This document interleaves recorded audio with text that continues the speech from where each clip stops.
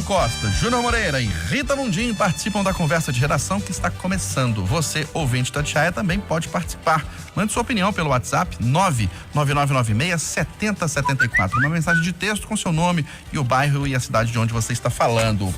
Após reabertura do comércio, a Ação Popular pede para que 100% dos ônibus voltem a circular em Belo Horizonte. Eduardo, o que já tinha de reclamação antes da pandemia aumentou demais depois de março em relação ao transporte coletivo na capital. Bom dia para você. Bom dia a todos. Por melhores que sejam as intenções desse advogado, na minha modesta opinião, a chance de ele obter sucesso é muito próxima de zero. Afinal de contas, que na entrevista com a Camila ele demonstra não estar bem informado.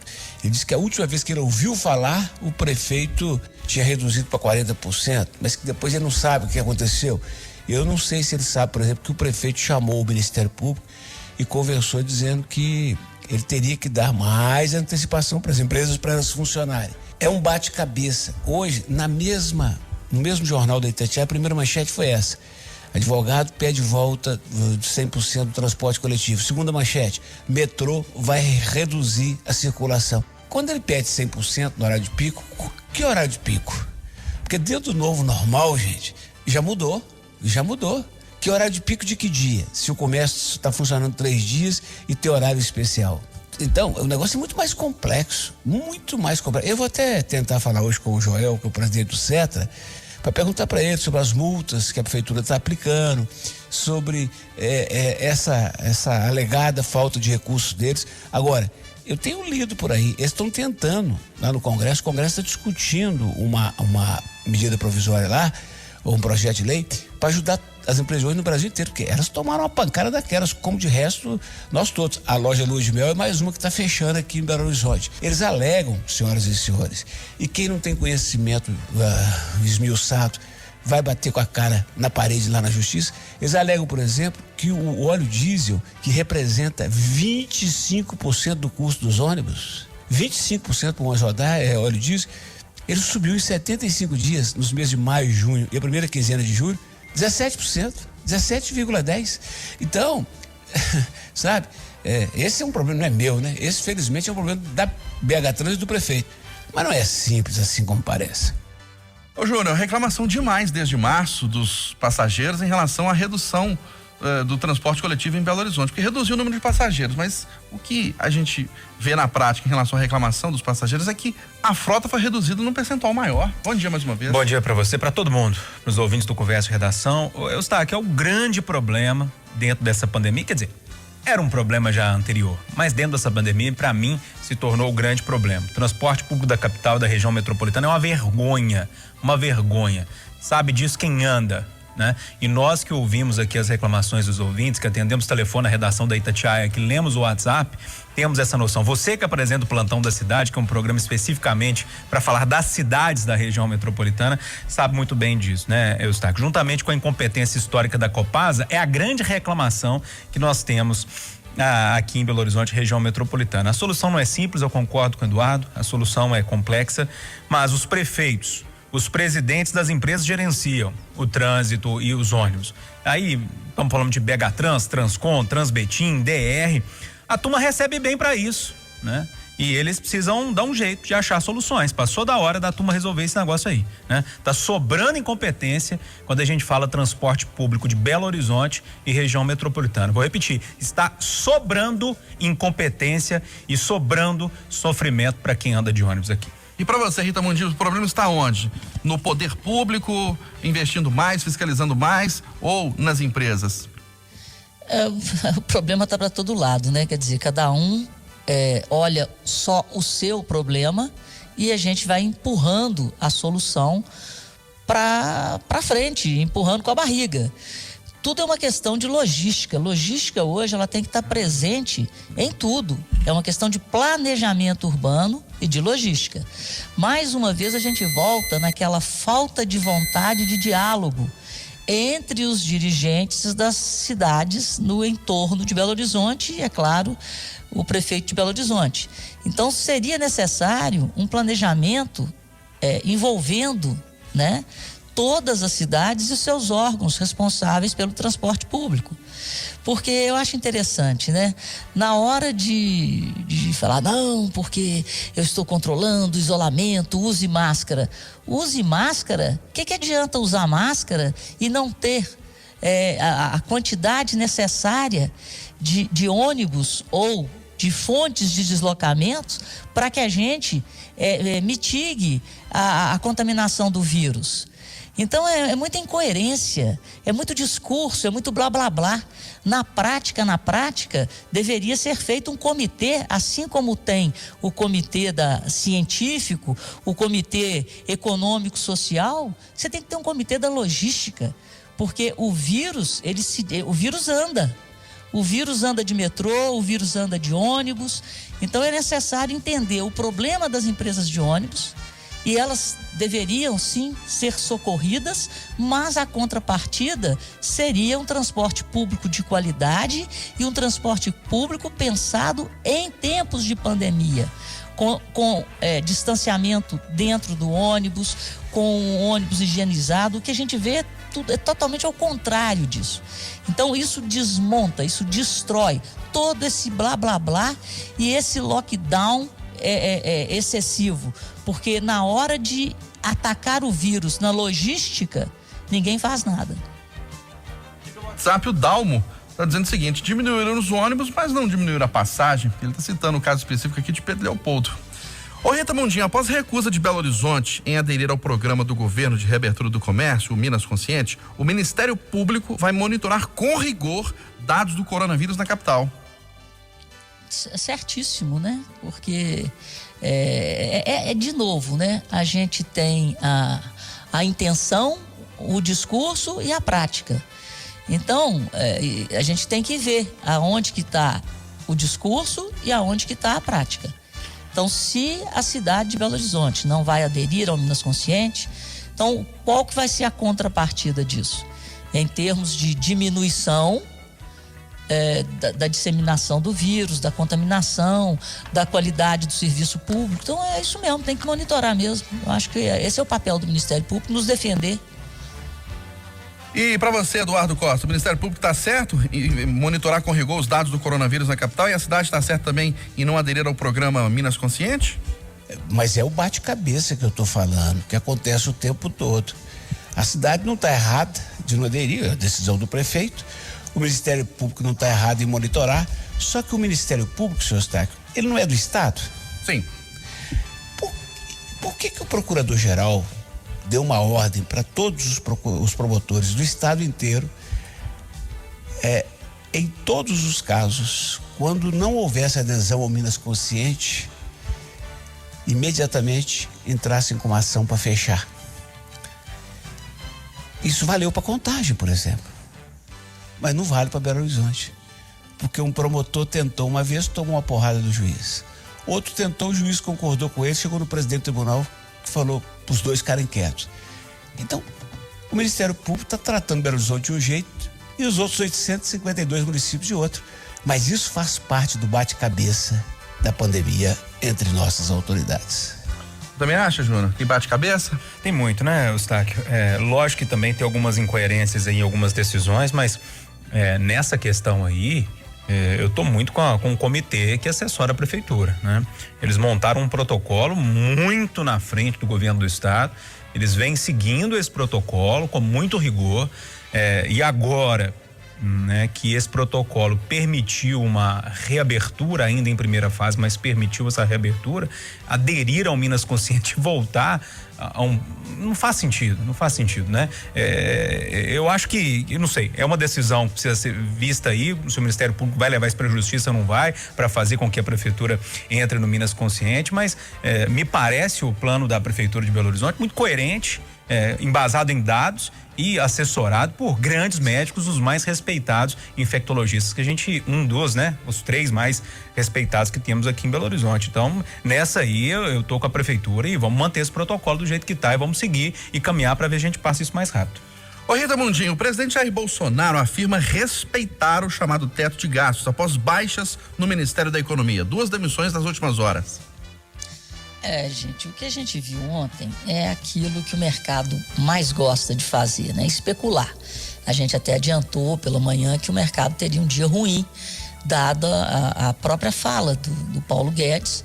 E o que o Paulo Guedes, na minha opinião, quis demonstrar é a dificuldade de transformar o Estado, é a dificuldade de colocar na prática aquilo que eles estão pensando em fazer, que é diminuir o papel do Estado na economia, ou seja, privatizar, desburocratizar e simplificar a vida do cidadão.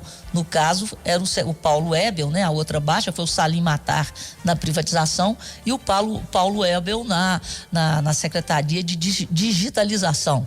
Então, a gente vê as dificuldades de mudar. Todo mundo quer que o Brasil continue do jeito que está, para que esses grupos formados ao longo de décadas, né, não percam as tetinhas. E para você diminuir a teta, você tem que diminuir a relação do Estado com os negócios. Então, o Estado tem que fazer negócios de interesse do cidadão, que é educação, saúde e segurança. E deixar para a iniciativa privada, para o mercado, regular as outras transações, para que não haja corrupção para aquele dinheiro público. Então, eu acredito que, em momento algum, o presidente Jair Bolsonaro saiu desse foco. Mas aí o que o mercado fez? Primeiro, para todo mundo, o Guedes estava demissionário, coisa que eu não acredito. Ele é duro, ele segura peão. Ele está agarrado ali e não vai sair do barco. Ele é obstinado. E a equipe dele não se limita apenas a essas duas baixas. E as peças serão repostas. E aí falaram que todo mundo ia sair, que o Valderi ia sair, e todo mundo teve que negar. Então é uma equipe muito boa, uma equipe coesa, e o Salim e o Paulo cansaram. Da mesma forma que o Rubem Novaes, presidente do Banco do Brasil, cansou também. Ele falou que ele não dava conta de Brasília, porque as coisas em Brasília funcionam muito longe do interesse do cidadão brasileiro. Então, é como se a gente tivesse um outro mundo lá. E o que o governo Bolsonaro está tentando fazer é chegar a esse mundo de Brasília, fazer com que Brasília trabalhe para o cidadão, para a sociedade brasileira. E vai indo, algumas pessoas cansam, mas o Guedes está lá firme e forte, assim como o presidente Jair Bolsonaro firme com a sua política liberal. Ô Eduardo, aqui pelo WhatsApp, o Kleber de Contagem está dizendo que essas baixas no governo se devem à aproximação do presidente Bolsonaro com o ex-presidente Michel Temer e o chamado famoso Centrão. Não creio. Essa adesão de Bolsonaro ao Centrão, ao Temer e outras figuras nefastas, eu repudio, mas sem elas ele não faz nada. Com elas está difícil. Imagina sem. Não anda, Eustáquio. Exatamente porque eu já disse tudo ontem que eu acho sobre essa história do teto de gastos, e que hoje não tem nada que acrescentar. Primeiro, o Salim saiu porque não aguentou. O outro lá, os caras não aguentam. A Rita disse, mudar é muito difícil. E o Bolsonaro não podia falar outra coisa ontem, que não foi o que ele falou, que tem compromisso com o teto de gastos. Então eu, rapidamente, fui vibrar com o meu galão, porque eu não tô aguentando esse negócio, não. Eu também não quero Brasília pra mim, não. Já falei ontem, vou repetir. Eu também não quero Brasília na minha vida, não. E você, Júnior?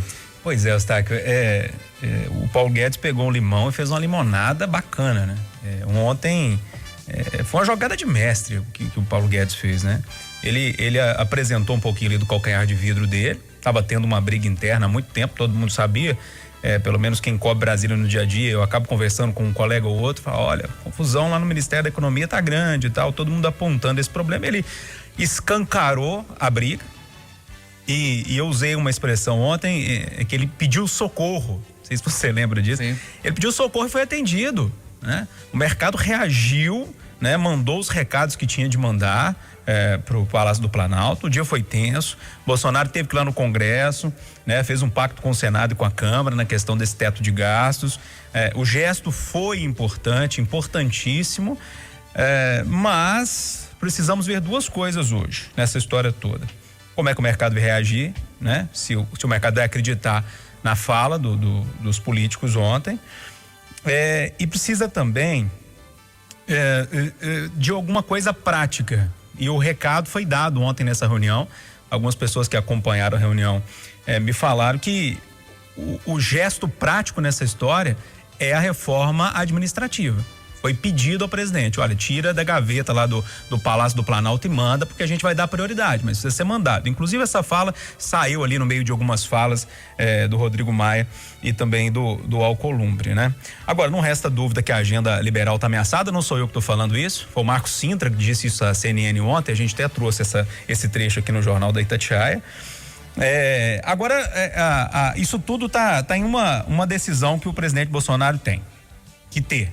E tem que ter prática nessa decisão, não apenas falar. Nós vamos ficar, quando eu falo nós, governo federal, vamos focar nas eleições de 2022 ou vamos focar numa agenda de corte de gastos? A decisão do presidente Bolsonaro. Se ele focar no governo de 2022, nas eleições de 2022, essa agenda está deixada de lado. Se ele não focar e for na prática o que ele falou ontem, aí a vida segue e essa agenda continua. Precisamos esperar para ver como é que vai ser essa prática a partir de agora, depois desse pacto, dessa fala de ontem. Eu preciso esperar um pouquinho. Ô Eduardo, e a reforma da Previdência, hein? Aqui em Minas, protestos contra o projeto fecham delegacias no estado. Pois é, eu perguntei outro dia ao Matheus Simões, eu devo até confessar que eu não sei se na hora alguém entrou na conversa, mudou, mas eu perguntei para ele falou, Eduardo, nós estamos dando a eles o tratamento que foi dado aos policiais federais. Não tem jeito de ser diferente. Agora, eu sabia que quando lá em Brasília trataram os militares diferentes, que é dessa confusão. Tudo dá confusão, né, Eustáquio? Tudo dá confusão. Eu não sei para que lado nós vamos, não. Eu faço voz para que a Assembleia tenha juízo e aprove a reforma. Agora, o Júnior tocou ele a reforma administrativa. Para o Estado, para a nação, para qualquer município. Se não fizer reforma administrativa, pode fazer reforma tributária, pode aumentar imposto, pode fazer o que quiser.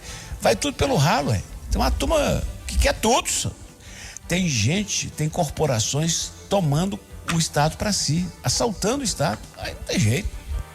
Estão certos os policiais civis, Rita Mundim, pedindo tratamento igualitário da Polícia Militar? A reforma, ela tem que ser feita, e é óbvio que a reforma, ela vai tirar, né, ela vai mexer com alguns privilégios, e isso tem que acontecer. Então, assim, temos que reformar, e o interessante é que pela proposta do governo, né, o que vai acontecer é com os novos, né, com os novos funcionários públicos. E eu acho assim interessante essa resistência, essa falta de compreensão da situação, porque se não reformar, ninguém vai receber nada, nós vamos quebrar. Aliás, quebrados nós já estamos, mas estamos ainda em situação de reverter esse fundo do poço. E a reforma da Previdência é o primeiro passo, tem que ser feita. Então eu não concordo, eu acho que a gente tem que olhar para o futuro, tem que construir um país para as próximas gerações, porque o que acontece no Brasil em todos os níveis, todo mundo só olha para o seu umbigo, é um país imediatista. Não é um país onde o planejamento, onde as políticas de Estado são prioridade. Aqui são políticas de governo, e as políticas de governo são feitas no sentido de quem ganha a eleição tem que tirar alguma coisa da viúva. Então, quem está no poder tem que se beneficiar de alguma forma. E aquilo que já foi conquistado e aquilo que não é legal para a maioria da sociedade tem que ser preservado.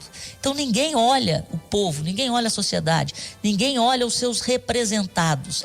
Os partidos políticos se representam, assim como os políticos, com raras exceções. O governo já falou, Júnior Moreira, se não tiver reforma da Previdência, não vai ter salário daqui uns meses, não. Esse assunto é complexo, acho que merecia uma meia hora para discutir ele, né? Mas quando você começa a tratar os iguais de forma diferente, dá nisso, né?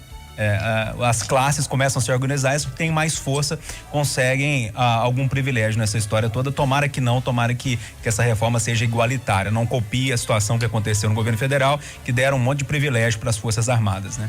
Se isso acontecer para uma classe ou outra, vai dar confusão e essa reforma vai ser difícil de passar. Sinal eletrônico da Itatiaia vai marcar 9 horas em ponto em Belo Horizonte. Marcou apresentação Aline Neves e Eustáquio Ramos. Vem aí o Acirantão. Ótimo dia a todos.